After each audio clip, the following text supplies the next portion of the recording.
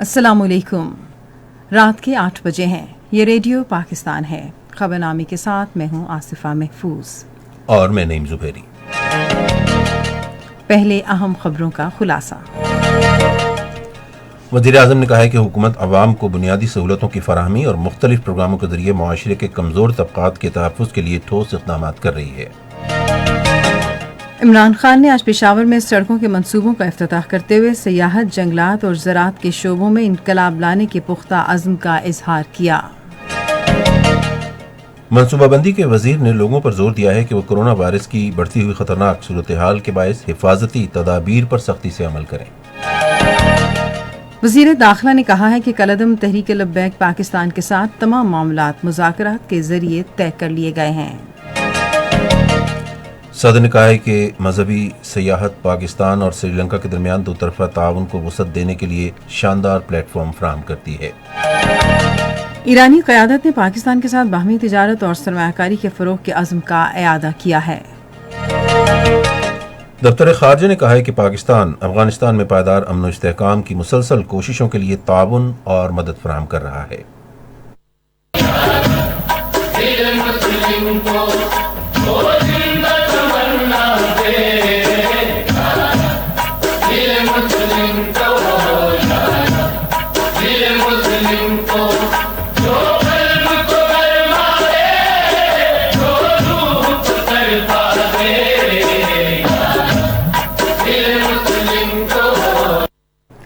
یہ کلام تھا فلسفی، مفکر اور شاعر مشرق علامہ ڈاکٹر محمد اقبال کا، جن کی آج 83ویں برسی منائی گئی۔ بھارت کے غیر قانونی زیر قبضہ جموں و کشمیر میں حریت رہنماؤں نے علاقے میں چھاپوں کے دوران بے گناہ نوجوانوں کے قتل اور گھروں کو مسمار کرنے پر مودی حکومت کی شدید مذمت کی ہے۔ بین الاقوامی میڈیا کی تنظیم رپورٹرز ود آؤٹ بارڈرز نے کہا ہے کہ بھارت بدستور صحافیوں کے لیے دنیا کے خطرناک ترین ملکوں میں شامل ہے۔ اور آج ارارے میں 3 T20 میچوں کی سیریز کے پہلے میچ میں پاکستان نے زمبابوے کو 11 رن سے ہرا دیا۔ اور اب خبروں کی تفصیل کے ساتھ پہلے نعیم زبیری۔ وزیر اعظم عمران خان نے کہا ہے کہ حکومت عوام کو بنیادی سہولیات کی فراہمی یقینی بنانے پر خصوصی توجہ دے رہی ہے۔ آج پشاور میں خیبر ٹیچنگ ہسپتال میں نئے بلاک کی افتتاحی تقریب سے خطاب کرتے ہوئے انہوں نے کہا کہ حکومت کی بنیادی ذمہ داری عوام کی خدمت ہے۔ وزیر اعظم نے کہا کہ حکومت کی صحت کارڈ اسکیم ملک بھر میں عوام کو صحت کے بیمہ کی فراہمی یقینی بنانے کی جانب ایک بڑا قدم ہے۔ جو ہیلتھ انشورنس ہے، امیر ترین ملک بھی سارے شہریوں کو ہیلتھ انشورنس نہیں دے سکتے۔ جب ایک گھر کے اندر بیماری ہو اور ان کے پاس پیسہ نہ ہو، اس سے بھی بڑی بے بسی نہیں ہوتی لوگوں کے اوپر۔ تو یہ جو آپ نے ہیلتھ انشورنس دی ہے، 10 لاکھ روپے ہر خاندان کے پاس آپ نے دے دیا ہے ہیلتھ کارڈ کے ذریعے کہ وہ جا کے کسی بھی اسپتال میں اپنا علاج کروا سکے۔ یہ سارا ہیلتھ کا سیکٹر میں انقلاب آپ لے آئے ہیں۔ اس سے اب اسپتال بنیں گے سارے علاقوں میں۔ وزیر اعظم نے کہا کہ اس سے سرکاری ہسپتالوں پر بھی دباؤ بڑھے گا کہ وہ اپنی کارکردگی بہتر بنائیں۔ انہوں نے کہا کہ خیبر پختونخوا صوبے بھر میں عوام کو صحت کے بیمے کی سہولت فراہم کرنے والا پہلا صوبہ ہے۔ انہوں نے کہا کہ پنجاب بھی اس پر عمل پیرا ہے اور اس سال کے آخر تک پوری آبادی کو صحت کی سہولتیں فراہم کی جائیں گی۔ وزیر اعظم عمران خان نے آج نوشہرہ میں کم آمدن والے افراد کے لیے جلوزئی ہاؤسنگ اسکیم کا سنگ بنیاد رکھا۔ اس منصوبے کے تحت 1.5 سال میں کل 1320 اپارٹمنٹس تعمیر کیے جائیں گے۔ مزید تفصیل جانتے ہیں اپنے پشاور کی نمائندے فلک نیاز سے۔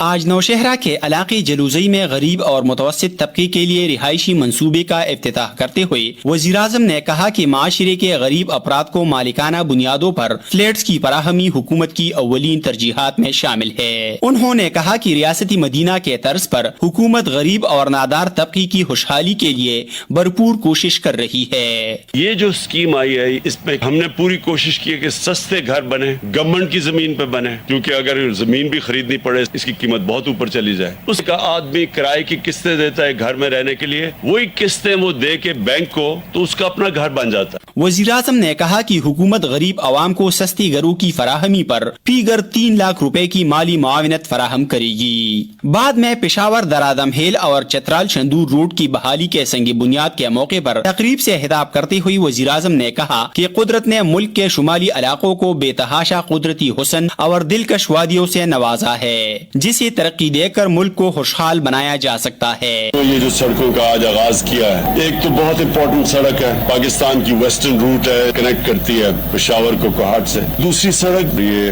आगे जाके चित्राल को कनेक्ट करेगी गिलगित तक। ये सारी दुनिया के लिए एक टूरिज्म का एक सेंटर बन सकता है। उस सारे इलाके को भी फायदा होगा और पाकिस्तान को भी फायदा होगा।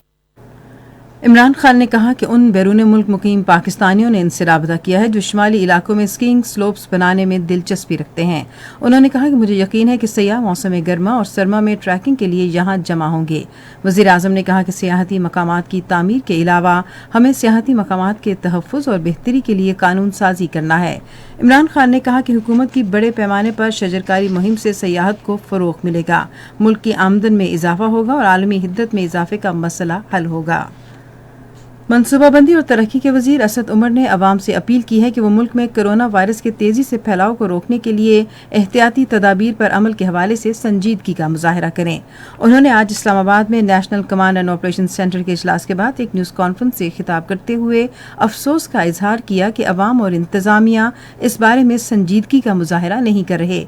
वफाकी वजीर ने कहा कि सूरत हाल खतरनाक सतह पर पहुंच गई है और अगर चंद रोज में आलमी वबा के बढ़ते हुए रुझान पर काबू न पाया गया तो हुकूमत को बड़े शहरों में मजीद सख्त इकदामात करना पड़ेंगे। असद उमर ने ताज़ा तरीन आदाद-ओ-शुमार के बारे में तफसीलात बताते हुए कहा कि इस वक्त मुल्क में 83,000 से ज़्यादा कोरोना वायरस के मरीज मौजूद हैं और बाज़ शहरों में कोरोना वायरस से मुतासरा अफराद की तादाद 30% से ज़ायद हो चुकी है। कराची कल 13% और हैदराबाद 14% पे पहुंच गया। ये सब होने की वजह से इस वक्त जो सूरत हाल है, हमारे जो ऑक्सीजन के ऊपर मरीज हैं उनकी तादाद 4,500 से तजावज कर चुकी है। ऑक्सीजन के ऊपर हमारे मुल्क के अंदर कोरोना के मरीज इस वक्त जो है वो 4500 से तादाद बढ़ गई है। ये जो हमारा हफ्ता गुजर रहा है, जब से ये वबा पाकिस्तान में आई है, इस वबा से हलाक होने वालों की तादाद कुछ सबसे ज्यादा होगी। उन्होंने कहा कि रोजाना 600 से ज़ायद अफराद अस्पतालों में लाए जाते हैं और जिन मरीजों को ऑक्सीजन लगी हुई है उनकी तादाद 4500 से ज़्यादा हो चुकी है, जो पहली लहर के दौरान बुलंद तरीन शरह से 33% ज़्यादा है। असद उमर ने कहा कि मुल्क में इस वबा के फैलाव के बाद मौजूदा हफ्ते के दौरान इससे जान बहक अफराद की सबसे कोरोना वायरस से मज़ीद के हैं 69 लोगों को राह कर दिया गया। 30 गाड़ियां जो हैं वो जली हैं। 4 करोड़ रुपया पंजाब पुलिस में आईजी और दूसरे लोगों ने जख्मी लोगों को C1 और C2 के सर्टिफिकेट दिए जा रहे हैं। आज रियासत जो है पूरी तरह अल्हम्दुलिल्लाह अपने आबो तायत पे कायम है, किसी के दबाव में नहीं है, उसकी रिट कायम है। जो शख्स भी रियासत के साथ कानून को हाथ में लेगा, कानून उसको हाथ में लेगा। वज़ीर दाखिला ने कहा कि वज़ीर आज़म इमरान खान मगरबी ममालिक को नामूस रिसालत के मामले की हसासियत से आगाह करेंगे और इस बात पर कायल करेंगे कि तौहीन रिसालत से मुसलमानों के जज्बात मजरूह होते हैं। सदर आरिफ अलवी ने कहा है कि अवामी सतह पर राबते और मजहबी सियाहत पाकिस्तान और श्रीलंका के दरमियान दो तरफा ताउन को वसअत देने के लिए शानदार प्लेटफॉर्म फ्राहम करते हैं। उन्होंने आज इस्लामाबाद में श्रीलंका के बुद्ध भिक्षुओं के एक वफ़द से मुलाकात में कहा कि पाकिस्तान गंधारा बुद्ध मत सकाफती विरसे का घर है और बुद्धा के बाज़ अहम आसार कदीमा का पुरफ़ख्र निगहबान है। उन्होंने कहा कि पाकिस्तान श्रीलंका को एक खुसूसी शिराकतदार और दोस्त समझता है और दोनों दोस्त मुल्कों के बाहमी मफाद में दो तरफा ताउन में मज़ीद इजाफे का ख्वाहिशमंद है। पाकिस्तान और श्रीलंका पाकिस्तान में बुद्ध मत के मजहबी मकामात की बेहतरी और इनके तहफ़्फ़ुज़ के लिए एक वर्किंग ग्रुप तश्कील देने पर मुत्तफ़िक हो गए हैं। ये इत्तफ़ाक़ राय वज़ीर मजहबी उमूर डॉक्टर नूरुल हक कादरी और श्रीलंका से आए हुए बुद्ध मत के वफ़द के दरमियान आज इस्लामाबाद में मुलाकात में हुआ। कोलंबो में पाकिस्तान हाई कमीशन की सेकंड सेक्रेटरी आयशा अबू बकर फहद ने कहा है कि तारीखी और मजहबी विरसे का फ़रोग़ वज़ीर आज़म का विजन है, क्योंकि मुल्क में मजहबी सियाहत की वसी गुंजाइश मौजूद है। रेडियो पाकिस्तान के इस्लामाबाद के नुमाइंदे एजाज हुसैन से खुसूसी गुफ्तगू में उन्होंने कहा कि हुकूमत दीगर मज़ाहिब के मजहबी मकामात के तहफ़्फ़ुज़ के लिए पुरअज़्म है। ये खबरें रेडियो पाकिस्तान से नशर की जा रही हैं। ईरान के सदर हसन रूहानी ने पाकिस्तान के साथ तिजारत, सरमायाकारी, राबतों और सरहदी इंतजाम के शोबों में ताउन बढ़ाने के अज़्म का इरादा किया है। وہ وزیر خارجہ شاہ محمود قریشی سے گفتگو کر رہے تھے، جنہوں نے آج تہران میں ان سے ملاقات کی۔ وزیر خارجہ نے صدر ڈاکٹر عارف علوی اور وزیر اعظم عمران خان کی طرف سے صدر روحانی اور ایرانی قوم کو خیر سگالی کا پیغام دیا۔ انہوں نے کہا کہ وزیر اعظم عمران خان کے ویژن کے تحت حکومت ایران کے ساتھ دو طرفہ تعلقات مستحکم کرنے اور مشترکہ مفاد کے مختلف شعبوں میں دو طرفہ تعاون کے فروغ کے لیے پرعزم ہے۔ وزیر خارجہ نے کشمیریوں کے اصولی موقف کی مستقل حمایت پر ایرانی قیادت کا شکریہ ادا کیا۔ وزیر خارجہ شاہ محمود قریشی نے پاکستان اور ایران کے پارلیمانی وفود کے زیادہ تبادلوں کی ضرورت پر زور دیا ہے۔ ایرانی پارلیمنٹ کے اسپیکر محمد باقر قالیباف سے آج تہران میں گفتگو کرتے ہوئے انہوں نے ایشیائی پارلیمانی اسمبلی سمیت بین الاقوامی پارلیمانی فورمز پر دونوں ممالک کے درمیان اشتراک بڑھانے پر بھی زور دیا۔ ملاقات کے دوران مغرب میں اسلاموفوبیا کے بڑھتے ہوئے رجحان سمیت دیگر اہم علاقائی اور بین الاقوامی معاملات زیر بحث آئے۔ وزیر خارجہ شاہ محمود قریشی اور پاک ایران پارلیمانی دوستی گروپ کے چیئرمین احمد امیر آبادی فراہانی نے دونوں ملکوں کے پارلیمانی دوستی گروپس کو فعال کرنے کی ضرورت پر زور دیا ہے۔ وزیر خارجہ نے تہران کے قومی پارلیمنٹ ہاؤس میں چیئرمین پاک ایران پارلیمانی دوستی گروپ سے ملاقات کے دوران کہا کہ پاکستان ایران کے ساتھ مشترکہ مذہبی اور ثقافتی اقدار پر مبنی تعلقات کو بہت اہمیت دیتا ہے۔ پاکستان اور ایران نے اپنے تجارتی اور اقتصادی تعلقات کو مستحکم کرنے کے لیے آج بلوچستان کے ضلع کیت سے متصل پشین مند گزرگاہ کھول دی ہے۔ دفاعی پیداوار کی وزیر زبیدہ جلال اور ایران کے شاہراہوں اور شہری ترقی کے وزیر محمد اسلامی نے تقریب میں شرکت کی۔ پاکستان اور ایران کے درمیان یہ تیسری سرحدی گزرگاہ ہے۔ اس موقع پر تقریب سے خطاب کرتے ہوئے دفاعی پیداوار کی وزیر زبیدہ جلال نے کہا کہ یہ سرحدی گزرگاہ علاقہ مکینوں کو روزگار اور تجارتی فوائد کی فہمی میں ایک سنگ میل ثابت ہوگی۔ اطلاعات اور نشریات کے وزیر چودھری فواد حسین نے کہا ہے کہ وزارت اطلاعات اور نشریات اور اس سے منسلک اداروں میں 2018 میں شروع کیے گئے اصلاحاتی عمل کا پھر آغاز کیا جا رہا ہے۔ آج متعدد ٹویٹس میں انہوں نے کہا کہ پاکستان ٹیلی ویژن نیوز کو ایچ ڈی ٹیکنالوجی پر منتقل کرنے کے منصوبے کو مکمل کرنے کی حتمی تاریخ دی ہے، جو 2019 سے زیر التوا چلا رہا ہے۔ انہوں نے کہا کہ اسی طرح پی ٹی وی اسپورٹس کو بھی رواں سال کے آخر تک ایچ ڈی ٹیکنالوجی پر منتقل کیا جائے گا اور دسمبر میں ایک نیا انگریزی چینل شروع کیا جائے گا۔ وفاقی وزیر نے کہا کہ سرکاری اور نجی شعبے کی شراکت داری کی بنیاد پر پی ٹی وی کراچی اور لاہور کے اسٹوڈیوز کو تزئین و آرائش کی جائے گی۔ انہوں نے کہا کہ اے پی پی کو ایک ڈیجیٹل خبر رساں ادارے میں تبدیل کیا جائے گا اور پریس انفارمیشن ڈپارٹمنٹ اور اس کے تشہیری نظام کو کاغذ کا استعمال ختم کرنے کے لیے اقدامات کیے گئے ہیں۔ عظیم فلسفی مفکر اور شاعر مشرق علامہ ڈاکٹر محمد اقبال کی برصغیر کے مسلمانوں کے لیے عظیم خدمات کو خراج عقیدت پیش کرنے کے لیے آج ان کی 83ویں برسی منائی گئی۔ علامہ اقبال عظیم شاعر اور مدبر تھے، جنہوں نے برصغیر کے مسلمانوں کے لیے ایک علیحدہ وطن کا تصور پیش کیا جو بالآخر پاکستان کی شکل میں معرض وجود میں آیا۔ آج خیرپور میں شاہ عبداللطیف یونیورسٹی کے نزدیک ایک کوچ اور وین کے تصادم میں کم سے کم 13 افراد جاں بحق اور کئی زخمی ہو گئے۔ زخمیوں کو سول اسپتال خیرپور منتقل کر دیا گیا ہے۔ یہ خبریں ریڈیو پاکستان سے نشر کی جا رہی ہیں۔ دفتر خارجہ کے ترجمان زاہد حفیظ چودھری نے کہا ہے کہ پاکستان افغانستان میں پائیدار امن و استحکام کی کوششوں کی مسلسل حمایت کر رہا ہے اور اس حوالے سے سہولیات بھی فراہم کر رہا ہے۔ ترکی میں ہونے والی افغان امن عمل کانفرنس مؤخر ہونے کے حوالے سے صحافیوں کے سوالوں کا جواب دیتے ہوئے انہوں نے کہا کہ پاکستان افغانستان میں امن و استحکام کے لیے ترکی کی کوششوں کو بہت اہمیت دیتا ہے۔ انہوں نے کہا کہ ہمیں یقین ہے کہ ترکی میں افغان قیادت کے اجلاس کے لیے اگر نئی تاریخ کا تعین کر لیا گیا تو کانفرنس افغانستان میں مذاکراتی سیاسی تصفیے کا ایک اچھا موقع ثابت ہوگی۔ زاہد حفیظ چودھری نے امید ظاہر کی کہ افغانستان کی جماعتیں اس وسیع البنیاد اور جامع سیاسی تصفیے کا موقع ضائع نہیں کریں گی۔ جرمنی کی وزارت دفاع نے جولائی کے آغاز میں افغانستان سے اپنی فوج کے انخلا کا اعلان کیا ہے۔ وزارت کے ترجمان نے آج اے ایف پی کو بتایا کہ 4 جولائی انخلا کی تاریخ تصور کی جا رہی ہے، تاہم اس حوالے سے حتمی فیصلہ نیٹو نے کرنا ہے۔ افغانستان میں جرمنی کے 1100 فوجی موجود ہیں اور یہ امریکہ کے بعد دوسری بڑی تعداد ہے۔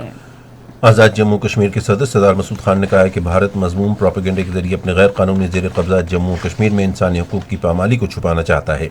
آج مظفر آباد میں ایک بیان میں انہوں نے کہا کہ حق خود ارادیت کی جدوجہد کرنے والے کشمیریوں کی آواز خاموش کرنے کے لیے 9 لاکھ بھارتی فوج اور پیرا ملٹری فورسز وحشیانہ اقدامات کر رہی ہیں۔ سردار مسعود خان نے کہا کہ رمضان المبارک کے دوران بھارتی فوج نام نہاد محاصرے اور تلاشی کی کارروائیوں کے دوران نوجوانوں کو جیل میں ڈال رہی ہے۔ غیر قانونی طور پر بھارت کے زیر قبضہ جموں کشمیر میں حریت رہنماؤں نے چھاپوں، محاصروں اور تلاشی کی کارروائیوں کے دوران 69 کشمیریوں کے قتل اور گھروں کو تباہ کیے جانے پر فسطائی بھارتی حکومت کی شدید مذمت کی ہے۔ کشمیر میڈیا سروس کے مطابق مختلف حریت رہنماؤں نے سری نگر میں جاری اپنے الگ الگ بیانات میں بھارتی فوج کے اس بیان پر کڑی تنقید کی کہ کشمیری عوام کے غم و غصے کو دور کرنے کے لیے فوجی قافلوں کے جھنڈوں کا رنگ تبدیل کیا جا رہا ہے۔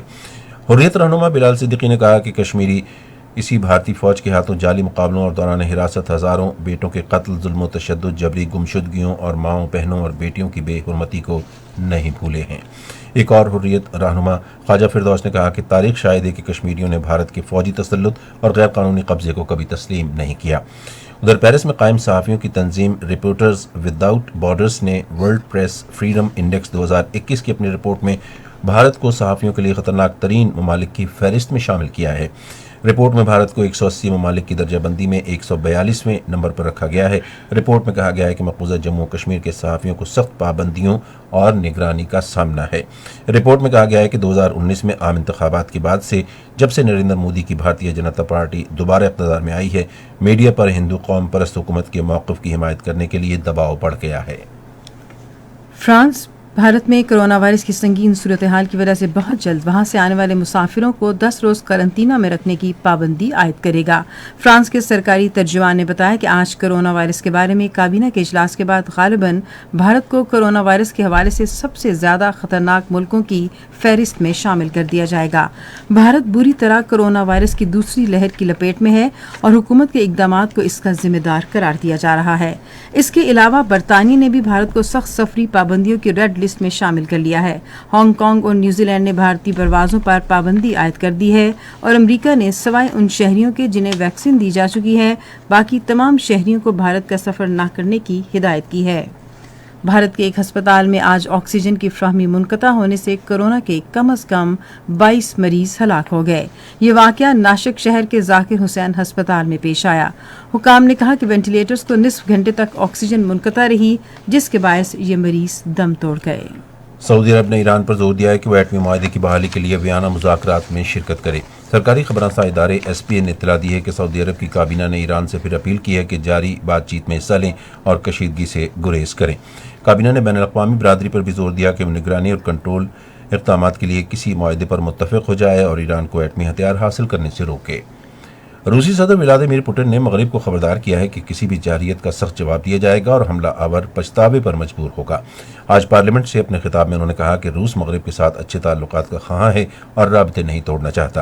انہوں نے واضح کیا کہ اگر کسی نے روس کی نیک نیتی کو اس کی کمزوری سمجھا اور اسے اشتعال دلایا تو روس کا رد عمل فوری اور سخت ہوگا۔ چاڈ کے صدر اور آرمی چیف مارشل ادریس دیبی انتو کی موت کے بعد حکومت اور پارلیمنٹ تحلیل، کرفیو نافذ جبکہ سرحدیں بند کر دی گئی ہیں۔ فوجی ترجمان جنرل اعظم برماندوا نے کہا کہ ڈیبے کے بیٹے جنرل محمد اور ادریس ڈیبے کی زیر قیادت ایک فوجی کونسل 18 ماہ تک ملک کا انتظام سنبھالے گی، جبکہ اس کے بعد انتخابات کرائے جائیں گے۔ ریڈیو خبرنامے میں ملکی اور بین الاقوامی خبریں آپ نے سنی، اور اب پیش ہیں کھیلوں کی خبریں۔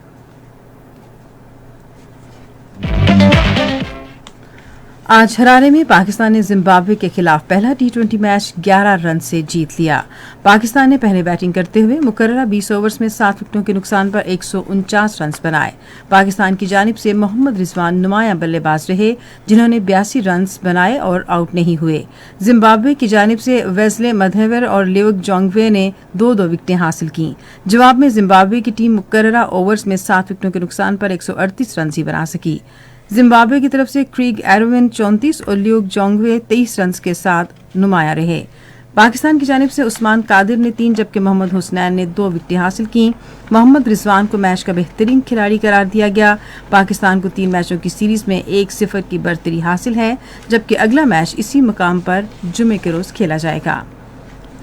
توقعات کا کوہ ہمالیہ قومی کرکٹ ٹیم کے کپتان بابر اعظم سے وابستہ کیا جانے لگا۔ سابق کپتان انضمام الحق نے نوجوان بیٹسمین کو راہ میں آنے والے تمام ریکارڈ توڑ دینے کا مشورہ دے دیا۔ وہ کہتے ہیں کہ کپتان اب اپنے کھیل کے اگلے لیول پر پہنچ چکے، ٹیم کی ضروریات کے تحت کھیلنا جان چکے ہیں۔ تفصیلات کے مطابق بابر اعظم نے جنوبی افریقہ کے خلاف حال ہی میں ختم ہونے والی 4 T20 میچز کی سیریز میں عمدہ کارکردگی کا مظاہرہ کیا. خاص طور پر انہوں نے چوتھے میچ میں برق رفتار سنچری سے فتح میں کلیدی کردار ادا کیا. یہی نہیں بلکہ وہ آئی سی سی ون ڈے رینکنگ میں بھی وراٹ کوہلی سے نمبر 1 پوزیشن حاصل کرنے میں کامیاب ہو گئے ہیں. ان کی صلاحیتوں کا جہاں دل کھول کر اعتراف کیا جا رہا ہے وہیں ان سے وابستہ توقعات میں بھی بہت زیادہ اضافہ ہو چکا ہے. سابق کپتان انضمام الحق کو بھی امید ہے کہ وہ کرکٹ میں نئی بلندیوں کو چھو سکتے ہیں. ان کا کہنا تھا کہ بابر اعظم ایک عظیم پلیئر ہیں اور اس میں کسی قسم کا کوئی شک بھی نہیں ہے. جس انداز سے وہ جنوبی افریقہ سے T20 سیریز کھیلے وہ اس بات کا ثبوت ہے کہ اب وہ اگلے لیول کے پلیئر بن چکے ہیں. انہیں اب راہ میں آنے والے تمام ریکارڈز کو توڑ دینا چاہیے. انضمام کا اپنے YouTube چینل پر کہنا تھا کہ اگر آپ ان کے چوتھے T20 کی اننگز دیکھیں تو اس میں واضح طور پر ان کے میچور ہونے کا ثبوت ملتا ہے. قومی ٹیم کے فاسٹ بالر محمد عباس نے کاؤنٹی کرکٹ میں شاندار بالنگ کا مظاہرہ کیا ہے. کاؤنٹی کرکٹ میں ہیمپشائر کی نمائندگی کرتے ہوئے محمد عباس نے مڈل 6 کے خلاف میچ میں 9 وکٹیں حاصل کی جس میں پہلی اننگز میں ہیٹ ٹرک بھی شامل ہے. محمد عباس کا ردھم اور اعتماد کے ساتھ قومی ٹیم میں واپسی کا ہدف. پہلی اننگز میں محمد عباس نے ہیٹ ٹرک سمیت 6 وکٹیں لیں. محمد عباس کی بالنگ کی بدولت ہیمپشائر نے 249 رن سے کامیابی حاصل کی. محمد عباس کا کہنا ہے کہ کاؤنٹی کرکٹ میں سیزن کا آغاز اچھا ہوا ہے. خوشی ہے کہ پہلے 2 میچز میں کامیابی ملی ہے. انہوں نے کہا میری کوشش یہی ہے کہ کاؤنٹی کرکٹ کھیل کر ردھم حاصل کروں. لمبی بالنگ کر کے اپنا اعتماد بحال کرنا چاہتا ہوں. اعتماد اور ردھم کے ساتھ ایک بار پھر ملک کے لیے کچھ کرنا چاہتا ہوں. محمد عباس نے کہا کہ میں اپنے ورک لوڈ کو بھی سیٹ کر رہا ہوں. ٹارگٹ یہی ہے کہ ٹیم میں واپس آنا ہے. جب بھی موقع دیا گیا تو ملک کے لیے کھیلنا چاہوں گا.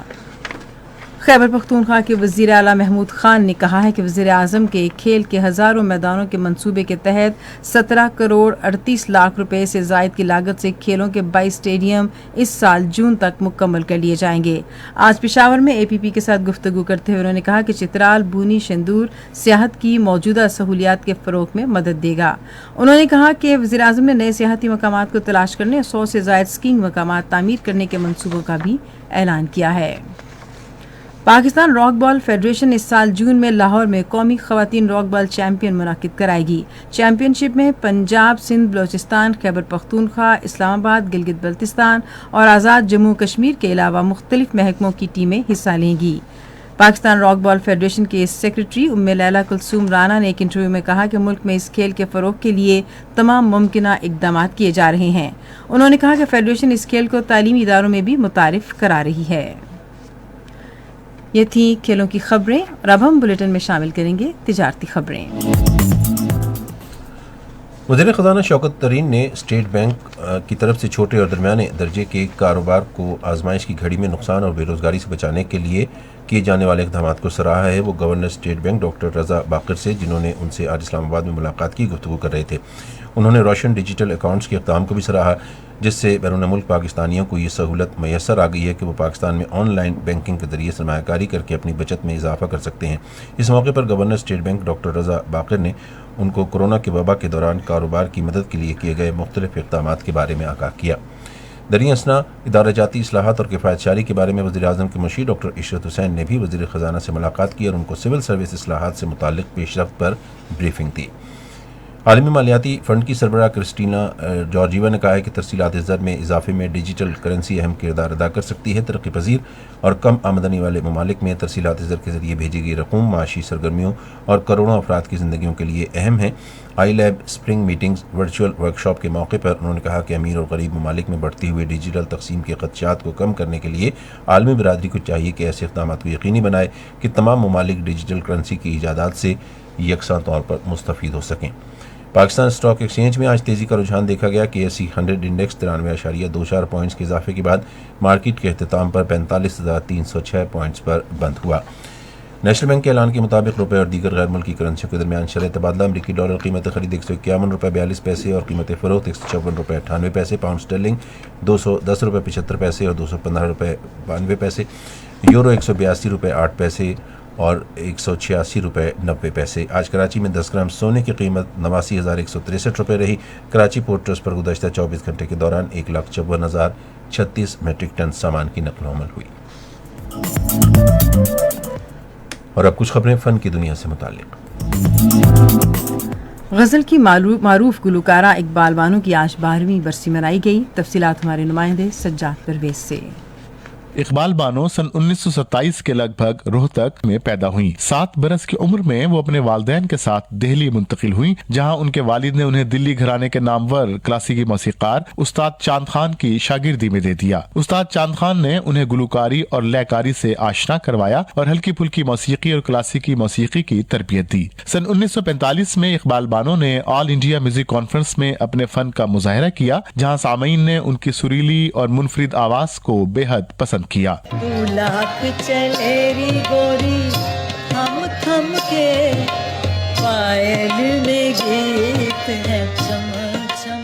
اقبال بانو نے جن شاعروں کی غزلوں کو اپنی گائکی سے دوام بخشا، ان میں مرزا غالب، داغ دہلوی، حفیظ ہوشیار پوری، قتیل شفائی، فیض احمد فراز اور منیر نیازی کے نام سر فہرست تھے.